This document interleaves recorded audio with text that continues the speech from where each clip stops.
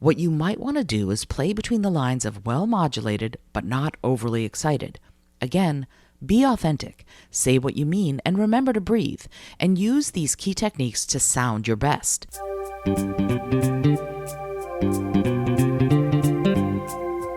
Hello and welcome to the Innovative Mindset Podcast. I'm your host, Isolde Trachtenberg. On the show, I interview peak performing innovators in the creative, social impact, and earth conservation spaces who are working to change the world. This episode is brought to you by Brain FM. Brain FM combines the best of music and neuroscience to help you relax, focus, meditate, and even sleep. I love it and have been using it to write, create, and do some of my deepest work. Because you're a listener of the show, you can get a free trial. Head over to brain.fm/innovative mindset to check it out. If you decide to subscribe, you can get 20% off with the coupon code Innovative Mindset, all one word. And now, let's get to the show. Hey there, and welcome to the Innovative Mindset Podcast. I'm your host, Isolde Trachtenberg. I'm super thrilled you're here. And I'm going to continue what I left off on back in December. I am going to keep on giving you sort of the audiobook podcast version of my book, Speak From Within. If you're interested in inspiring, motivating, and engaging audiences, this is the thing to do. And you're going to hear all sorts of noise. My cat is here. My neighbors follow a why walk when you can run and why speak when you can scream sort of mindset. So, and I am in the quietest part of my house because of construction and rain outside. So here you go. This is where we are today. And in the interests of being real and working through things the way they should be worked through, I'm just going to keep on going. Alrighty, here is Chapter 7 of Speak From Within. Chapter 7, Pitch Perfect? Let's talk about pitch. First, do you know what I mean when I say pitch? Allow me to give a brief overview. Vocal pitch, the actual tones and notes in which we speak, can be high or low. And just like with soft and loud voices, we tend to ascribe meaning to voices of different pitches. Someone with a high-pitched voice comes across as younger and less experienced. Why? Children tend to have shorter vocal folds, sometimes also called vocal cords. That means their voices will be pitched higher. Mission: the marriage of vocal folds and physics. Try this experiment. Get 2 rubber bands, a short one and a long one. Hold the shorter one between your thumbs and pull it slightly so that there's a bit of tension on the rubber band. Then use one of your other fingers to strum it like it's a guitar string. Listen to the sound that comes out. Now, take the longer rubber band and repeat the procedure. Could you hear a difference in the sound between the 2 rubber bands? If you did notice a difference, what was the difference? Did the smaller rubber band sound lower or higher? What about the larger rubber band? Did it sound lower than the smaller one? It should have. That's because the longer a rubber band or vocal fold, the lower in pitch it will be. So, when we're young, we have tiny little vocal folds, and everything we say sounds higher in pitch. As males grow, their vocal folds grow to the point where they go through a change, and their voices get significantly lower. Female voices also change as girls go through puberty, but not nearly as much as do male voices. Additionally, as both men and women age, our vocal folds loosen. As they loosen, they lengthen. As a result, our speaking voices and singing voices lower as we get older. Mission: the daily pitch cycle. Have you ever noticed that when you first wake up in the morning, your voice sounds lower than it does later in the day? If you haven't, pay attention tomorrow morning. Say something and note where you speak comfortably.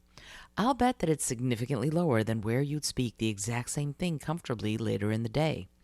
Record yourself with your phone first thing after you wake up, and then record yourself saying the same thing 6 or 7 hours later. You'll notice a drastic difference in the pitch of your voice between the two, because the vocal folds relax while you sleep, and the more relaxed they are, the longer they are. Consequently, their pitch will be lower when you've just woken up. That's what I love about physics. It just keeps working. Pitching lessons. So, we think of high-pitched voices as coming from younger or more inexperienced people. Does a lower-pitched sound necessarily mean more experienced? It might.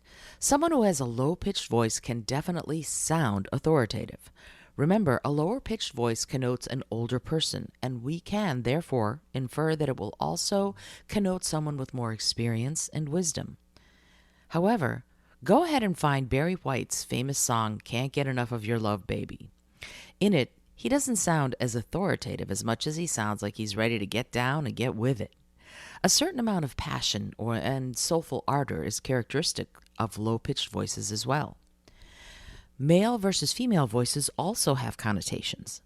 Think about a feminine-sounding voice. What images or thoughts does it bring up for you? What about a male voice? Listen to a few commercials with both voices in them and note how they make you feel. More to the point, take note of whether or not it's the fact that the voice is male or female, or high or low pitched, that makes the difference. While most of us can't change our voices too drastically, and I wouldn't recommend it anyway because too big a change will also come across as inauthentic, we can control our pitch to a great extent. And we can use pitch, volume, and resonance to an amazing effect if we know how to do it. In the next section, I'll introduce effective techniques to help. First, though, I should say that this is not all about your voice, or rather, it's not all about the vocal apparatus in your throat. The rest of your body must be part of the process. In fact, you use your entire body to speak, or what I call your energetic body. When you speak, there are sympathetic vibrations that go from below your toes to above your head. And when you modulate your voice or change your speaking pitch, those vibrations move naturally and sound in different parts of your body. So it isn't just your vocal folds that vibrate. If you're speaking low in your voice, other parts of your body will vibrate in harmonics with your vocal folds to generate resonance. In fact, that's what gives your voice its character, because the vocal folds vibrating by themselves is not an impressive sound. What gives you timbre and melody is the rest of your body. Mission: chest voice / head voice resonance direction. Take a deep breath. Put your hand on your chest, and then in a very deep, low-pitched voice, make a ha, ha, ha sound. Did your hand pick up any sort of vibration while you were making the sound? More importantly, did you notice that it stopped when you stopped making this sound? If you didn't feel it, play around with the pitch of your voice until you do. Once you feel it, I want you to give me a Homer Simpson woohoo! And if you don't know what that is, go to YouTube or Google and type in Homer Simpson woohoo. There are a lot of videos like this one. Here's the URL, https://youtu.be/capd/cap-f, lowercase lo, cap-z, lowercase b, cap-t, 99, lowercase o, capital E, that demonstrate it.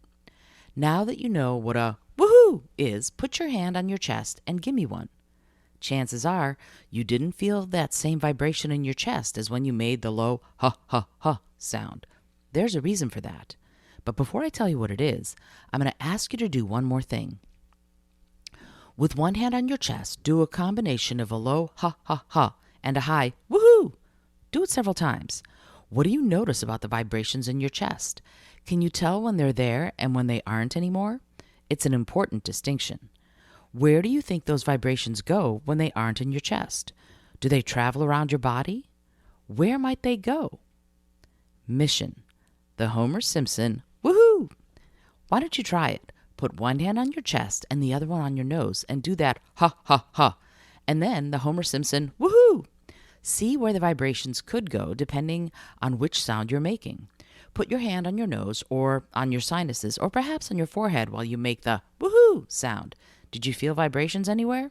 I'm betting you did. It's pretty interesting, isn't it? This is all one big way of saying that the vibrations go into different parts of our bodies depending on the pitch of our voices. And what's more, we can nudge those vibrations where we want them to go and make our sound bigger, fuller, and more resonant.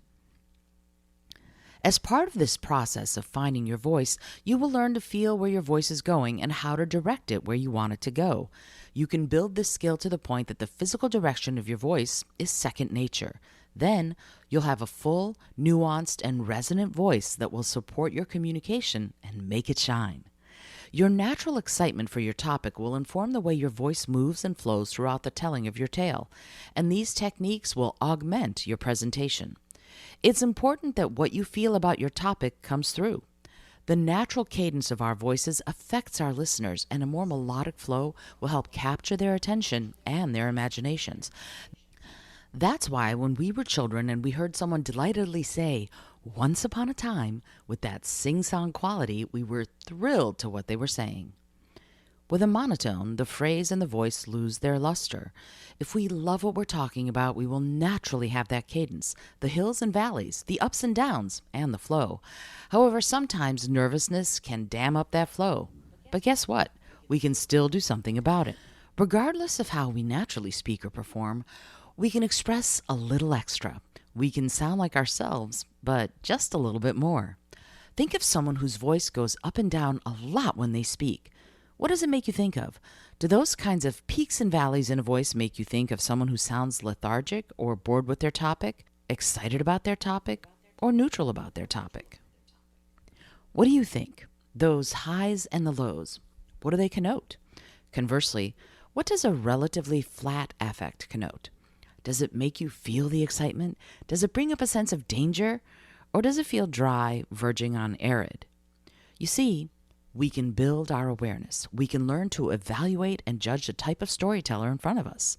Some storytellers will give us that excitement, verve, and magic with only their voices to do it. Think of the last great audiobook you heard. Other storytellers come across more flat, perhaps more contemplative or thoughtful. This is not to say the speakers who modulate a lot are not thoughtful, or that flat affect speakers are lethargic and uninterested in their own topic. It does, however, suggest that we can build an awareness and evaluate the quality and characteristics of a speaker based on a modulated versus a flattened affect in their speech. If we open our senses, we will understand a deeper truth than just the words being said, and that is a critical skill to possess. What's fascinating is that this kind of awareness will work in any conversation or situation, including interviews and presentations. If you're interviewing for a position, the way you present yourself vocally will give conscious and unconscious clues to your interviewers. If you are a breathy or rushed, they will give thought to whether or not you are nervous or ill-prepared. If you are hesitant, you might be seen as underprepared. If you are overly loud, they might see you as arrogant. What you might want to do is play between the lines of well-modulated but not overly excited. Again, be authentic, say what you mean, and remember to breathe, and use these key techniques to sound your best. Sit between rushing your words and hesitating too much between them. Take a breath before you answer a question. Collect your thoughts, and then speak with energy and confidence. Modulate your speech and speak as quickly as feels comfortable without painting yourself into a corner where you have spoken too quickly. If you speak too quickly, you might get to a point where you either don't know what you want to say next, or you have overspoken and now need to correct yourself. Remember, we all must strive to sound as natural as possible, but in any sort of live speaking situation, we need to work for what I call Natural Plus. Natural Plus isn't just an innate talent, by the way. It comes with diligence and practice. By the time we're through, you will have control over these various parts of your voice. You will be able to choose how and what you project to any audience. You will be able to soothe or inspire. You will amaze and comfort. And you will do it all with just the power of your voice. I hope you've enjoyed today's episode of the Innovative Mindset Podcast. That was Chapter 7, Perfect Pitch. And next week, we're going to move on into Chapter 8, Natural Plus. I'm super excited to be bringing this book to you. It's my gift to you because this audiobook is not going to be available anywhere but on this podcast and also on my website. I'm going to put it all together at the end so you can listen all at one fell swoop. I'm going to put it together at the end, and it's just going to be available on my website. Actually, ultimately, these podcast episodes, once I've done the entire book, they'll be going away too. So I hope that you're listening now instead of going, oh, I can wait for some other time. I invite you to invite you to come back every Thursday. Catch up now. It's only the first 7 chapters. Catch up now. And then come back every Thursday and listen to Speak From Within, the audiobook in podcast form, because I think they will be going away. That's what I've been told. After the audiobook sort of presentation on the podcast is done, they'll be leaving. And you will only be able to get a copy of the audiobook on my website. It's not going to be on Amazon or Audible or anything like that. It's just going to be available MP3s on my website.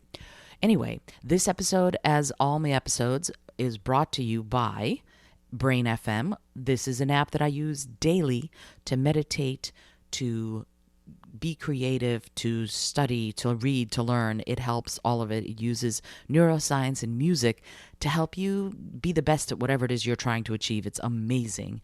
And if you use my little coupon that's in the show notes, you'll get 20% off the app. And yes, because I'm an affiliate, I'll get a little bit too, but I don't recommend anything that I don't wholeheartedly believe in, and I totally believe in this app.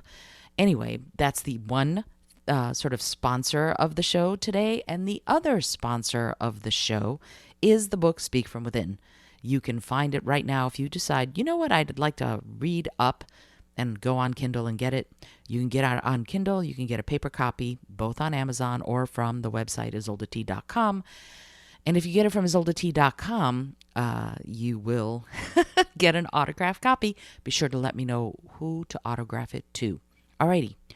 Until next time, this is Isolde Trachtenberg reminding you that innovation often goes hand in hand with collaboration. And so when we innovate, and most importantly, ethically innovate, it's when you're trying to solve a problem creatively by doing the right thing.